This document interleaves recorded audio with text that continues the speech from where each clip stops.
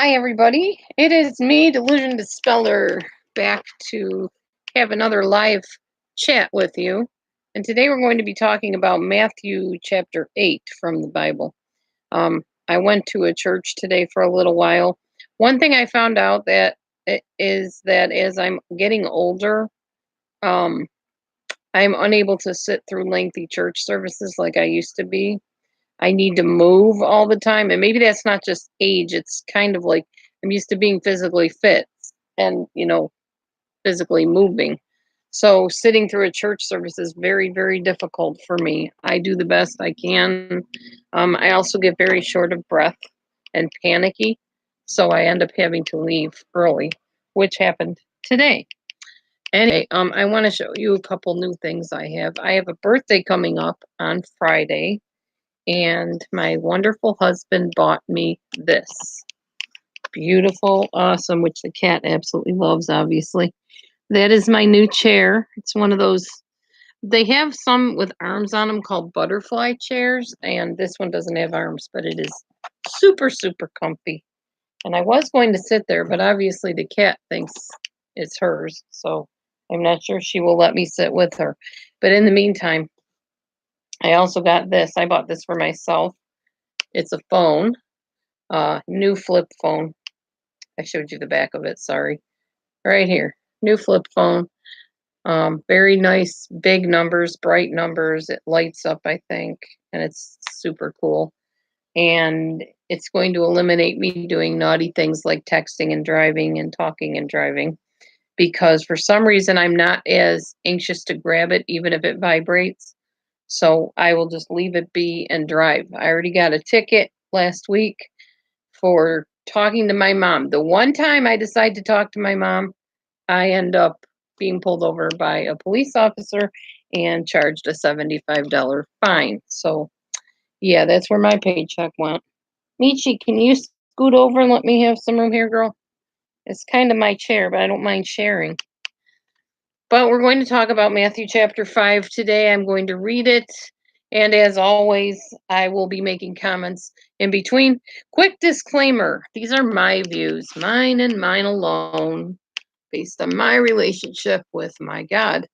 And if you don't agree, that's perfectly okay. And you can say so, and you can feel free to challenge me in a chat or whatever you want to do. You can write me at DelusionDispeller@gmail.com. That's my email address. If you want to discuss anything or talk about anything, debate me if you want. I'm not big in debate, but what happened, baby? Am I on your tail? Poor kitty. I'm sorry. I'm a little klutzy today, too. Anyway, I just wanted to readjust the cat. She is now happily on my lap. No damage done, but I think I sat on her tail at first. Bad me. I'm sorry, me. Please forgive me. All right. So now we're going to read Matthew chapter 8 as soon as I can pull it out here, and I will talk about it as I go. Meet, my pretty me. You want to say hi to people too, Misha? There's the Bible cat. She's going to sit and listen to Mommy read the Bible today. This computer is very, very heavy. So I'm trying to balance it while I find what I'm looking for here. Thanks for your patience, whoever's watching this and wondering what's taking me so long to find Matthew chapter 8. I decided to do it with the book this time because every time I do it with the online thing, it doesn't work out. It ends up messing up my video, and it's just a big disaster. Hello to whoever just popped in here on this broadcast. I'm just looking up Matthew chapter 8 so I can read it and discuss it with y'all. Just a second. We got 7 and 8. There we go. All right. So here we go. When he had come down from the mountain, great multitudes followed him, and behold, a leper came and worshipped him, saying, Lord, if you are willing, you can make me clean. Sorry, lost my place here. And the Lord said, Son, be of good cheer. Your sins are forgiven you. Oh,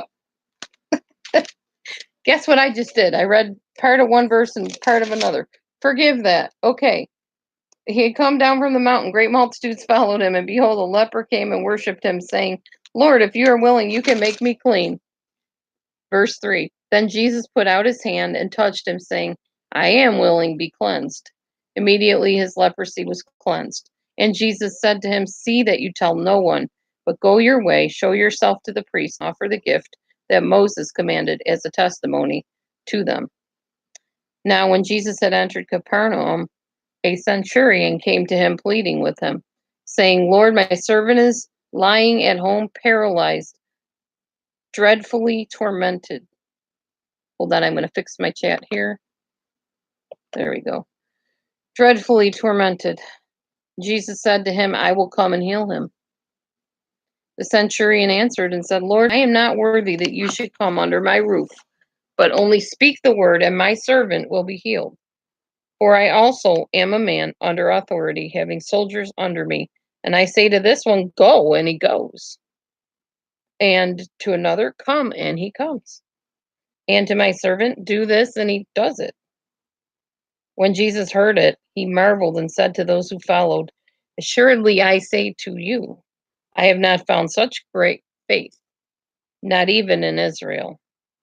And I say to you that many will come from east and west and sit down with Abraham, Isaac, and Jacob in the kingdom of heaven. But the sons of the kingdom will be cast out into outer darkness. There will be weeping and gnashing of teeth. Then Jesus said to the centurion, Go your way. As you have believed, so let it be done for you. And his servant was healed that same hour. And here comes Kitty Cat again. Now, when Jesus had come into Peter's house, he saw his wife's mother lying sick with a fever. So he touched her hand, and the fever left her, and she arose and served them. When evening had come, they brought to him many who were demon possessed, and he cast out the spirits with a word and healed all who were sick, that it might be fulfilled which was spoken by Isaiah the prophet, saying, He himself took our infirmities and bore our sicknesses. And when Jesus saw a great multitude about him, he gave a command to depart to the other side. Then a certain scribe came and said to him, Teacher, I will follow you wherever you go. And Jesus said to him, Foxes have holes, and birds of the air have nests, but the Son of Man has nowhere to lay his head. Then another of his disciples said to him, Lord, let me first go and bury my father. But Jesus said to him, Follow me, and let the dead bury their own dead. Now when he got into the boat, his disciples followed him. And suddenly a great tempest arose on the sea, so that the boat was covered with waves. But he was asleep. Then his disciples came to him and awoke him, saying, Lord, save us, we are perishing. But he said to them, Why are you fearful, O you of little faith? Then he arose and rebuked the winds and the sea, and there was a great calm. So the men marveled, saying, Who can this be, that even the winds and the sea obey him? When he had come to the other side, to the country of the Gergesenes, there met him 2 demon-possessed men coming out of the tombs, exceedingly fierce, so that no one could pass that way. And suddenly they cried out, saying, What have we to do with you, Jesus, you Son of God? Have you come here to torment us before the time? Now, a good way off from them there was a herd of many swine feeding. So the demons begged him, saying, If you cast us out, permit us to go away into the herd of swine. And he said to them, Go. So when they had come out, they went into the herd of swine.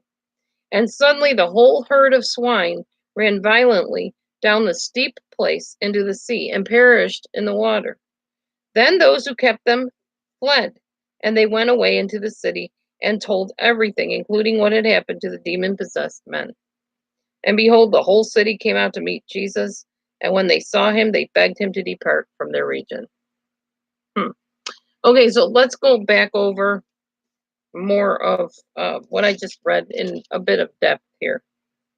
All right, so he's coming down the mountain, lots and lots of people were following him. And somebody with leprosy came, and he basically said, if you want to, if you're willing, you can heal me. And Jesus is so compassionate, which we all should really strive to be. I'm working on it. But unfortunately, my choleric personality sometimes gets in the way of me being super compassionate and merciful. So it's something I really have to work at. I get very intolerant of people and short in patience. So God's still working on me in that department.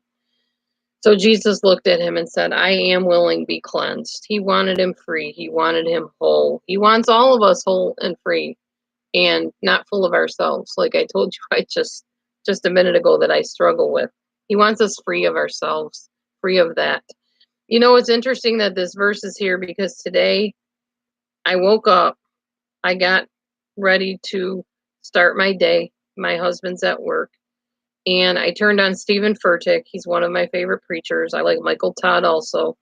And as soon as I turned him on and I listened to the worship, I just broke. Tears just started pouring out of my eyes. I just started pouring out to God, I guess by my spirit, all the hurts and all the things that I was struggling with.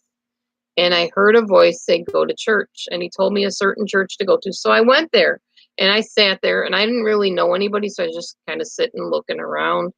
And all of a sudden, this lady turns around. We start talking. Turns out she was at the church like several years after I got kicked out of it years ago. And yes, I did say kicked out as in excommunicated on paper and by voice. Very upsetting time of my life. Thankfully, I reconciled and I can go back there anytime I want. I was a messed up kid back then. Very, very much a rabble riser. Mouthy, gossipy, slanderous, whatever. I was not a good person back when I first became a Christian. So thankfully, I have grown and matured since those years. Anyhow, I was talking to this lady, realized I may have run into her several times back in the day. And all of a sudden, I see my friend. And I haven't seen her in a long, long time since I went to the Messianic church. And there she was. And I was like, okay, so that must be why God put me here to see my friend. Well, and then the people years ago that I had some issues with, a couple of them were there. So that made me a bit uncomfortable. But mostly I just have trouble sitting through services. I get fidgety. As I said, I think earlier in this recording or whatever, that I kind of get short of breath, heart palpitations. I panic. I feel like I can't breathe and I have to get up and leave. Some people will say, well, you're demon possessed. I don't think so. I think it's just, I'm going through a lot of health issues right now. And maybe that's some of what it has to do with. I don't know. Anyway, so I saw my friend and I was pretty happy about that. And I ended up leaving the church early and that was fine. But the one thing I wanted to tell you is what God's been saying to me lately is make sure he's the center of everything. Everything you're going through, any struggles you're having, like me with my upcoming DNC surgery on the 31st, which everybody says, oh, that's pretty commonplace. They just do those nowadays with women. There's usually not any, big issues with it or whatever. You'll be okay. I'm still scared. It's still a surgery. I'm still getting put to sleep. And yeah, so that's still on my mind. I'm sure that doesn't help things any. Recently, I've been having pain in my lower left side. I've been having some bloating. That's why my face looks kind of full today. Yeah, my stomach's pretty swollen, and I don't know what's going on, but I know something's going on. And I went to the ER yesterday, and they basically said all tests came back normal. They just did a CT scan and blood work and urine tests and stuff like that, but everything's normal. So my point in saying all this and getting off on a tangent like I tend to do is that I was told by God to focus on him and put him at the center and to let go of the things that are scaring me and just give it to him. So that's what I'm trying really hard to do. Hopefully I'm succeeding. I don't know. Anyway, let's continue. So do that. Put him at the center and trust him. So then Jesus says, see that you tell no one, but go your way, show yourself to the priest, and offer the gift that Moses commanded as a testimony to him. So Jesus is basically saying, go do what the priests expect you to do. Bring them a gift. Let them know I healed you. Or don't let them know that I healed you. Well, I guess you could tell Well, yeah, they could tell the priest. I'm sorry. Let the priest know that I healed you, but don't tell everybody else. There's a time you need to share with a certain person, and there's other times you need to keep quiet because it's just not the right time. You'll see at the end of the chapter when the pigs went into the swine and the swine herders um, went and told everybody, hey, this dude just drove the pigs into the swine. What happened? That's why I believe Jesus told him, don't tell anybody, just go tell the priest. All right. So next, the centurion came to him next. Lord, my servant's at home, paralyzed, dreadfully tormented. I think the reason why he added dreadfully tormented was to really stress with Jesus. This is super important. I know you're a busy guy, but this is crucial and I really need you there. My poor servant, I mean, he's beside himself and I need you there, like right now, stat. All right. And Jesus looked at him and said, I'll come and heal him. Like, just like that. You know, that's how we should be when God tells us to do something. Okay, I'll do it. Just like he said to me, go to this church. I'm like, all right. I don't know why, but okay. Jesus did the same thing, just immediate, bam, obedience. Father talks and we listen. Kind of like E.F. Hutton speaks, but E.F. Hutton is not God. But when God speaks, you need to do. All right. The centurion asked the Lord, or answered and said, I'm not worthy that you should come under my roof, but only speak a word, my servant will be healed. He's basically saying, yeah, I don't think you should come to my house because I ain't nobody. I am not anybody that should even be in your presence, let alone asking you this. So just, if you could just say a word, it's almost like saying, will you just pray for me? Just, you know, you don't have to pray right now. Just say a word of prayer, like when you get a chance. Just try to remember me if you think about it. You know, a lot of us save face like that because we just don't want to, you know, impose on people or feel like they have to stop right now. Or it might make us uncomfortable if somebody stands there and lays hands on us and starts praying. Who knows where we're at, you know? We may be somewhere public that we're just like, yeah, it's okay. Just pray in your own time. You don't have to make a scene. I think that's what he was kind of feeling like. So just say the word, God, or Jesus. It'll be okay. And I know that everything will be okay. So Jesus looked at him, and I love his answer because here I'm thinking in my finite mind, well, maybe the guy just, you know, didn't want to cause a scene. He didn't want him really drawing attention to himself. But Jesus's answer was classic. It says um, that after the guy said, I'm a man under authority, I tell my soldiers to do this or do that. They do. I tell them to go. I tell them to come. They do it. Jesus said, assuredly, I say to you, I have not found such great faith, not even in Israel. And the reason this is important and why I'm pointing it out is because I was telling you maybe he was doing that for one reason, because he didn't want to draw attention to himself. And if that was the case, look how cool Jesus handled it. I've never seen such faith. I mean, he took maybe the guy's fear, maybe his uncomfortability, and said, I have never seen such faith. He complimented the guy. I want to be like that. That is like my heart of hearts, is to be able to just bless everybody I meet and say good words to them and point out the positive in people, because that doesn't come naturally to me because it's not my personality. But I have been better at it. I just want to keep getting better and better and better at it, just like Jesus did here. Never in all of Israel. In fact, he's emphasized that. He didn't just say, I have never seen such great faith. He adds on, not even in Israel. So he made this person feel like on top of the world. Like, not only I get why you're, you know, worried and everything, but I have never seen faith like yours, not even in the entire country. That is pretty awesome. Hang on, I gotta grab my cord. As usual, I forgot to plug my computer in. You can count on me to always do that. So I think that's really cool how he did that.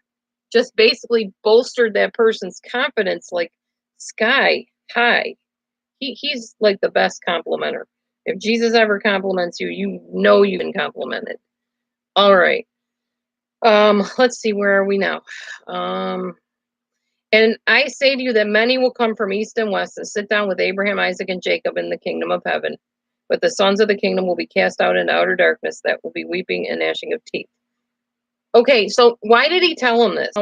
I don't know that it really says why he told him this anywhere that I can see. I've never even heard like a biblical deposition or whatever they call it on this. So I'm going to take a guess here.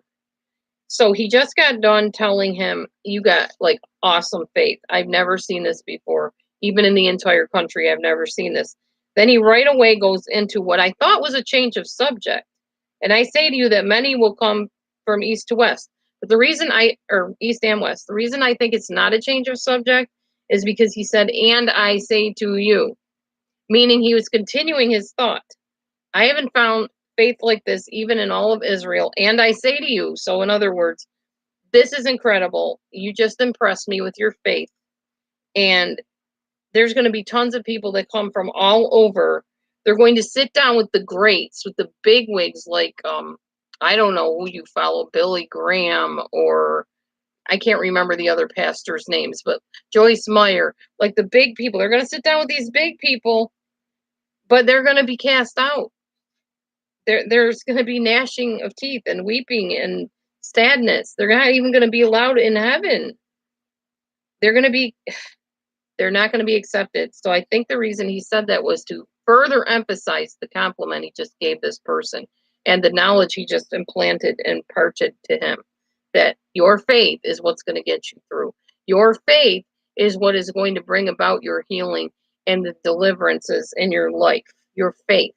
Because these other people that sit down, even though they're sitting with the biggest names in the book, they're not even going to make it in. So it's all about your faith. Then Jesus said to the centurion, go your way, and as you have believed, so let it be done for you. Saying, your faith blows me away. I'll give you whatever it was you said, whatever prayer you prayed, whatever you just asked me for, it's yours. Go ahead, go be free, go enjoy going home and seeing your servant actually in their right mind and in good health and doing well. And his servant was healed that same day, or same hour, sorry. That very same hour, that moment, basically, the servant was poof, well, just because that person proclaimed his authority and his faith to Jesus and told him, hey, I believe if I say this, it's done. And I know that if you say it, it's done. And so Jesus said, it's done. Woo! That's awesome stuff. That's pretty exciting when you know the power that's in this book right here. Now, when Jesus had come into Peter's house, he saw his wife's mother lying sick with a fever. So he touched her hand and the fever left her, and she arose and served them. He did this in a different way. This time he didn't talk to anybody. He just walked in, touched her hand, poof, she's better. I love when he heals like that. It's not always the way that he does it, but when he does, it's awesome, of course. When evening had come, they brought to him many who were demon-possessed. He cast out the spirits with a word and healed all who were sick. He's just like, go, go, go, go, go. A word. I don't know that that's the word, but it could have been. And just that quickly, they were well again. And then it said that it might be fulfilled, which was spoken by Isaiah the prophet. He himself took our infirmities and bore our sicknesses. So basically, it's saying the reason why he could do this is because he took our infirmities. He already did it. He already carried those sicknesses. So just by him walking in and saying a word, those things left because they no longer existed. They were already crucified. Now, remember, right now, this hasn't even happened yet, this crucifixion. But it says that it's basically prophesied. So it was to happen that he was taking those infirmities. He was about to. And even though he hadn't yet, he still had the power from heaven to do these awesome things. That's some power. Verse 18, and when Jesus saw great multitudes about him, he gave a command to depart to the other side. Then a certain scribe came and said to him, Teacher, I'll follow you wherever you go. Imagine Jesus, he's pulling off in this boat. And there's this man that runs through the crowd and says, I'll follow you wherever you go. Just, don't leave me. Please, I'm promising you my life. I will give you everything, all of me. I want to be with you. How did Jesus answer? Foxes have holes and birds of the air, and birds of the air have nests, but the Son of Man has nowhere to lay his head. I think what he was saying without saying it is, you think you'll follow me, but are you really willing to go through what I'm going through? You don't realize what you're asking to do. I know your heart is right. I know you have good intentions. We all have good intentions. But you have no clue what you're asking. You have no idea what it's like to be me, to follow me. What does that mean to you? I'm sure it's not really the full scope of what I go through. Are you really ready to follow me? Then another of his disciples said to him, Lord, let me first go and bury my father. So I think at this point, the other guy is like, ooh, boy, that dude wants to follow him, but I'm not really sure I'm ready to do all that yet. So first I better get my affairs in order and take care of burying my father. So when my dad dies, I'll look you up, Jesus. We'll hook up and, then I'll follow you. So Jesus said to him, follow me and let the dead bury their own dead. Now, that's an interesting verse, and I'm going to read what it says here in the not translation, but the footnotes. Matthew relates two stringent sayings that illustrate the demands of genuine discipleship. Yeah, that didn't help us much, did it? So basically, let the dead bury their own dead. I've heard different things about it, but to me, I just think that meant that the dude was stalling. And Jesus was saying, you know what? Let them bury their own dead. If you really want to follow me, it's now or never, because I ain't going to be here forever. I think that's kind of what he was saying. All right. Now when he got into a boat. Oh, by the way, if you have a different translation or interpretation of that, I would love to hear it. It's Matthew chapter 8, verse 22. Bring it on, because I would love to hear what that really means in different, translations and interpretations. All right. So now when he got into a boat, his disciples followed him, and suddenly a great tempest arose on the sea, so that the boat was covered with the waves, but he was asleep. Then his disciples came to him and awoke him, saying, Lord, save us, we're perishing. But he said to them, why are you so fearful, O you of little faith? Oh, why are you fearful, O you of little faith? Then he arose and rebuked the winds and the sea, and there was a great calm. There isn't much to say about that. He was sleeping. They were panicking. He's like, when are you going to trust me? And then he goes over to the sea. So the men marveled, saying, who can this be that even the winds and the sea obey him? He shut the sea up. He's just like, peace be still. And I'm going back to bed now. I think that's kind of how it went. Y'all, seriously, you woke me up. You know that I master everything. Why would you be afraid of a storm? Now, granted, if that was me, I would be afraid, very afraid of a storm on the sea in a boat, because I'm seasick and I don't like boats on the water. Anyways, it makes me nervous at any length of time. So if there's boats on the sea and I'm in it and there's storms and it's knocking the boat around and I'm going to tip over possibly, you better believe I'd be shaking the living whatever out of Jesus. I would be. I'd just be like, you need to wake up. I'm going to die. So I'm not condemning those guys, because I get it. All right. When he had come to the other side, to the country of the Gergesenes, there met him two demon-possessed men coming out of the tombs, exceedingly fierce, so that no one could pass that way. These dudes were bad stuff. Bad, bad. Exceedingly fierce, and nobody could pass. We're talking about two Goliaths here. And suddenly they cried out, saying, what have we to do with you, Jesus, you Son of God? Have you come here to torment us before the time? Now, before the time to me means before the end of the age, when he's going to take the devil and all his little helpers and throw them into the lake of fire. I think that's the time they meant. Now, if you have a different idea about that, please let me know. So the question would be, what is before the time? What did they mean by that? And then they said, or then it says, now a good way off from them, there was a herd of many swine feeding. So the demons begged him, saying, if you cast us out, permit us to go away into the herd of swine. Send us into the unclean animal, because we're already unclean, right? That's what I imagine they were thinking. And he said to them, go. So when they had come out, they went into the herd of swine, and suddenly the whole herd of swine ran violently down the steep place into the sea and perished in the water. Then those who kept them fled, and they went into the city and told everything, including what had happened to the demon-possessed men. And behold, the whole city came out to meet Jesus, and when they saw him, they begged him to depart from their region. Okay, so we've seen the story, we've heard the story. The man's being tormented.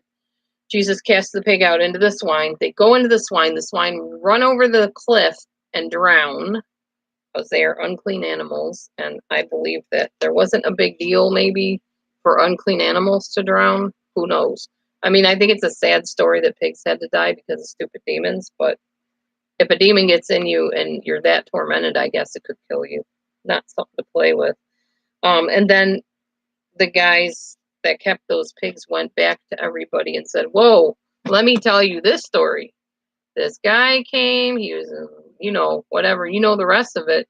And the people came out right to Jesus, probably shouting, cursing, I don't know. And they're like, get out of here. We don't want you around here. I think they thought he was kind of a creeper or something, that he sent demons into pigs and drowned the poor guy's livelihood. I have heard that pigs back then, that was quite the livelihood. That made them a lot of money. So they were just out a whole bunch of money. They probably were afraid if this guy sticks around much longer, none of us are going to have anything coming in as far as money. We'll all starve to death and our families will die. I think the important thing to remember about the Bible is the period it was set in. We have so many conveniences right now. Back then, they had to do everything by hand. They didn't have the machines we have now. So raising pigs, whether they sold them or I don't know what they did with pigs back then, whatever they did, it made them money. And they weren't happy when their livelihood was destroyed. So you got to remember that everything they did was to meet their basic needs, feed their family, and I don't know, maybe keep up prestige with other people or whatever it was. But it meant a whole lot more to them because it was so rudimentary that they had income coming in and had places to live and took care of their family, their children, their grandchildren, whatever. Usually living in pretty big families, I would imagine, in the Bible days. So you're talking about having to bring in quite a substantial amount of money. And now, poof, it's gone just that easily. The pigs are gone. No more money. So what are we going to do now for jobs? So when they went and told the people, they're like, oh, heck no, we are not losing our jobs over this guy.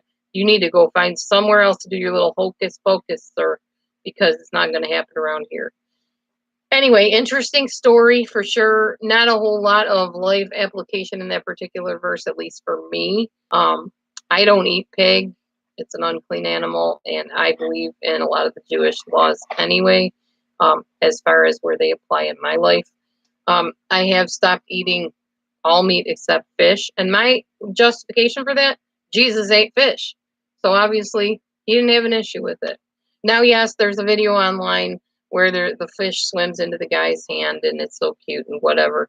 Not sure those were the kind you eat, but I could be wrong. Anyhow, that's where I'm at on that sort of thing. Other than that, I eat eggs, I eat dairy, that sort of thing, but I don't eat animals that were once alive, other than the fish. Okay, so anyhow, that's it for Matthew chapter 8. I thank you for listening. Thanks for popping in and out. Leave me a comment, thumbs up. Give me your answers. I'd love to hear other versions of things and what your view on things is. I am DelusionDispeller. You can reach at DelusionDispeller@gmail.com. Thank you for your time today, and tune in to next time when we talk about Matthew chapter 9. Thanks for coming to read and grow with me. Have a wonderful, blessed day. Happy Sunday, everybody. Bye for now.